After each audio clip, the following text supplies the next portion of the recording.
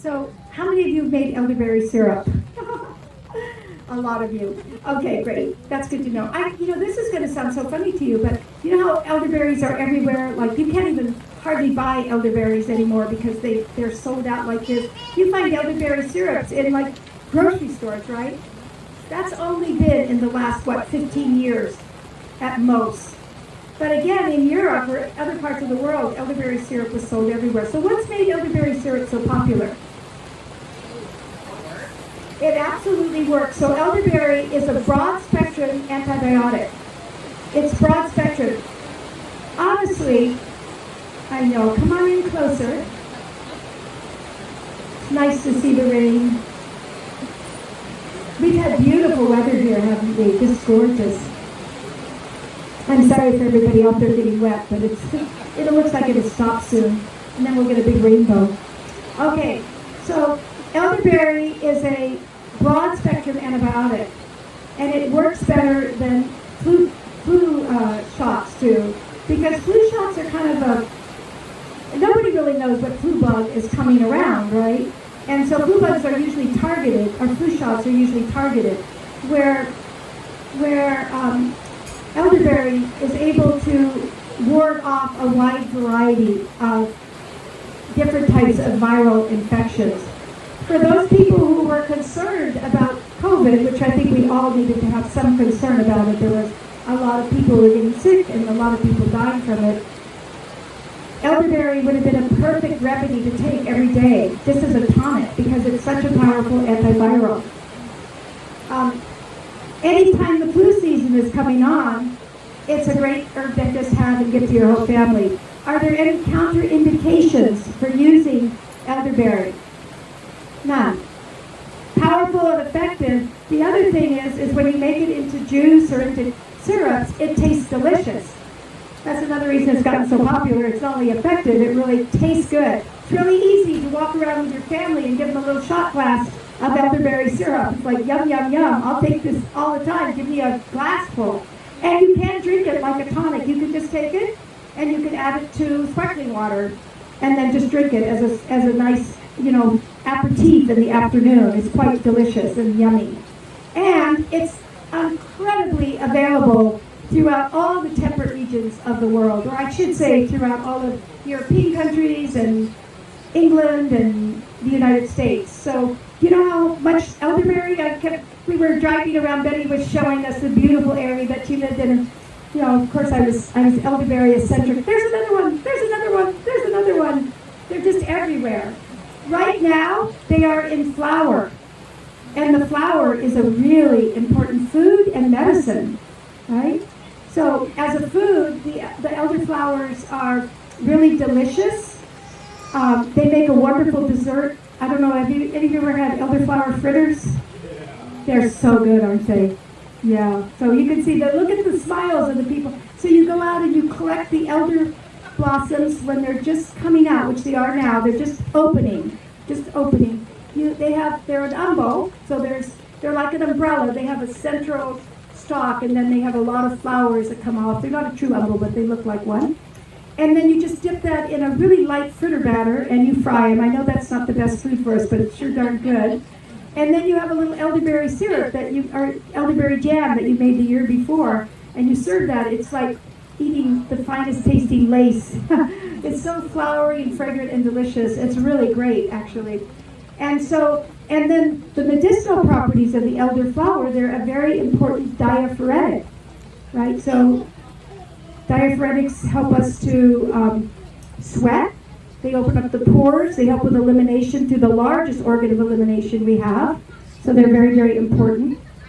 Betty, I should have you make me the syrup while I'm talking. Okay, sorry about that. I'm gonna make this syrup and pass it around. I have little, she forgot to get the little cups too.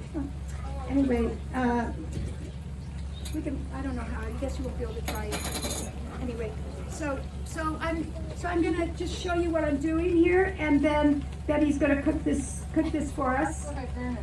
You're not gonna burn it. So, silly girl. Yeah, anyone is fine. I don't really know how to work these things. So this is, I use dried elderberries. So all I of just you, click it and see if I blow up? Here, wait a second. I really don't know how to do this. does somebody know how to light a gas stove? And as long as the program is running. Well, he noticed that they all lit. Oh. I don't know how this thing works. It's like a comedy show up here. Anyway, so Here, can you do this for me, please? so I use the dried elders, but what Thank you, thank you. because I was traveling, but what I usually do is I collect enough. Okay, put that on the stove on the high, and then you put your elderberries in. You said you want high? Yeah. Oh, okay, So- I see. So there you go. So you can collect them. They'll be turning these dark blue or black berries in the. So you want to note your elderberry bushes now. You see them in flower everywhere. And then in the late summer, I think it would happen here late summer, you'll see those berries turning a dark blue. They get a white dust on them. It looks a little bit like a mold. And they're ripe. They're very tart. So elderberries are not necessarily something that you go and eat. And actually, it's recommended not to eat a lot of them raw because they have these little seeds in them that are very high in cyanide. So if you eat a lot of them, you can, just like apples, right? If you eat a ton of those raw, you can get a little ill from that. They're not poisonous, but they're not good for us raw. So they're almost always cooked in elderberry jams, elderberry syrups, elderberry pies. So you can freeze those. So like, let's say you make your elderberry syrup now, and then you want to have it through the winter, which you all should have it on hand. So just freeze a bunch of berries, right? Or you can make a lot of syrup too, but I just freeze the berries. And you don't have to take them off the stem. You can just put them right in this, just put them in the bag and put them in the freezer. I freeze some of the syrup just because when my kids are Yes. sick, they like it. Yeah, so that's wonderful. So she makes the syrup and freezes the syrup, and you can do that too. Just be conscientious of your jar. You know, don't put it up to the top. Keep it down a little bit. So, yeah, freezing it is really great.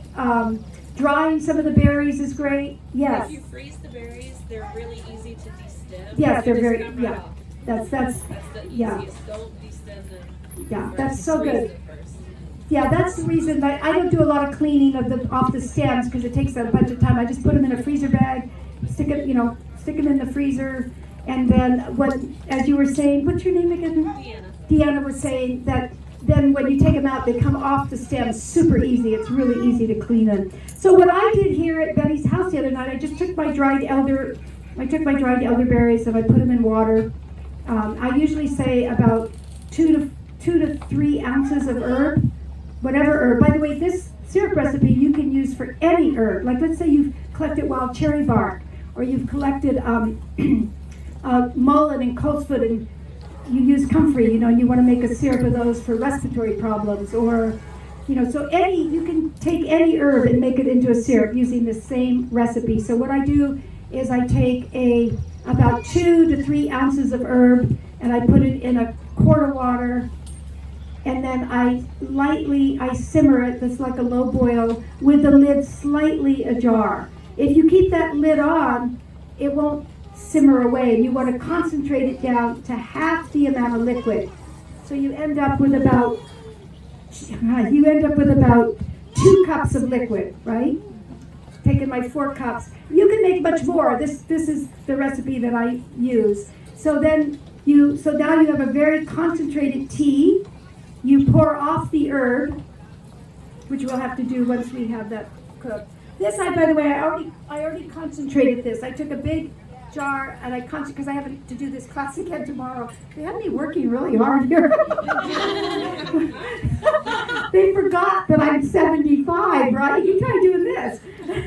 Anyway, I love it though. So I just thank you for your patience and bearing with me through my mumbling. So then, and then what you do to every 2 cups of liquid that you have, whatever your syrup is, and here ours is elderberry, you add anywhere from half a part, so it'd be 1 cup to the full amount to 2 cups. So the old recipes, I didn't say that well. So when you look at an old recipe, it would say if you have 2 cups of liquid, you add 2 cups of honey. And then they would cook that down and make it really thick, so you'd have a really thick syrup. But that was because the honey is the preservative property, and they didn't have refrigeration often, and so they were making it so it would be preserved. We have refrigeration, and I don't want my syrup to be that sweet, and I also don't want to cook the living daylights out of my honey that's whole and organic and full of enzymes, right? So what I usually do is I use 1 cup to 2 cups, 1 cup honey to 2 cups, and then I don't cook it. I don't have a really thick honey, a thick syrup. It's a little bit runny, but it's delicious. It doesn't need more sweetener. The more sweetener, it was for preservative properties. So then we have honey. Oh, good. Thank you so much. Who donated their honey? We're going to donate the syrup to you. You get the syrup. I was planning to have little cups for you so you could taste this, because it makes it so much more real, you know. But I'll taste it. I'll tell you how good it is. Or if you have a little cup, you can come up or something that you could try it. We can maybe leave it up here where I think the class is... She can't take it home with her. Yeah. Okay, you can just throw all that in there. Now we're going to turn that down. It doesn't need to be that hot. So you can either add your honey and cook a lot of it, and make it really thick, that like an old-fashioned syrup, or you can do what I'm doing. I'm just going to add it, shut it off, because I really want the living enzymes. This is looks like a local honey. Is this your honey? No, I don't have bees. Yeah. It's real honey. And you can add that too. And then we'll leave this up here for a little while if you have a spoon and you want to come try it. So this is a basic syrup recipe. Once you make your syrups, stored in the shelf, they'll last months. Stored in the refrigerator, they'll last months. Stored on the shelf, it depends on the amount of honey. You know, like my lesser honey on the shelf will not last longer than just a few weeks. And then I'm going to see a little mold growing on it.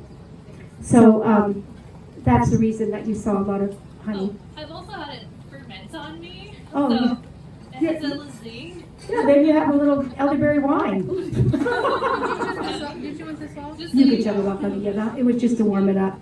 You can always can the elderberry and then add the honey in when you open it. Yeah, so that's another great idea. You can make your liquid. You can make a liquid, and you can just freeze that and then add the honey to it. Lots of variations on the theme. Hey, the big thing is that you are an elderberry-rich country. It's everywhere here, and you know, I do want to share this. When you go to an elderberry, there are tons of berries on it, but there is an enormous number of animals and birds that depend on it. So again, we don't want to strip. And there's a lot of elderberry companies now. I mean, you look at all the elderberry syrups, it's coming from these collections. So you just always want to, again, make sure that you leave enough for the... In Vermont, where I live, there are 36 different species of birds that depend on the elderberries, and we have so many people coming down on those elderberries that we don't even have elderberries anymore. By the end of the season, there's no berries. They're gone. Yeah, really, I'm not kidding you. We're making a big impact. Not always the best. Does it matter what kind of elderberry? Oh, yes. But Yeah. there's lots of other... Yes. So we have a red elder that grows actually in the same region, the same area as the blue. Here you mostly have a blue elder and a red elder. On the East Coast we have a black elder. It looks just the same except it's a little blacker. And we have the red elder. And so I was reading in our forager book, he said that the native people used the red elder, but then he mentioned that it was toxic. So my training, ever since I was really little, is that the red elder is not poisonous, but it's toxic. And what's the difference? Poisonous, when I think of poisonous, something that's harmful to you. If you eat a lot of red elder, you can get gastrointestinal upset. It's not good for us. It's not going to kill you, but it's not what I would call an edible plant, and definitely not even a medicinal plant.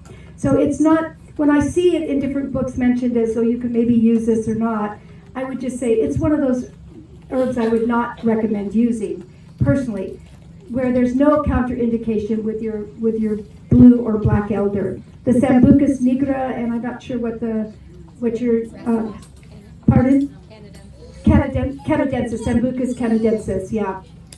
So those are the main ones that you're using. And if you find that you're in love with elder, just stick a stick in the ground. You know, go dig up one so they're a shrub, they're not a tree. They can grow really large, like they can grow 12, 15 feet tall, but they're a shrub. And all around them, there will be starts, so you can dig those up and plant them. They like a little bit of moisture. You almost always find them like where there's water runoff. Like there's a beautiful one back here that we'll get to in tomorrow's walk, and it's all in a kind of a swampy area. It's very wet where it's growing. So there's almost always near water.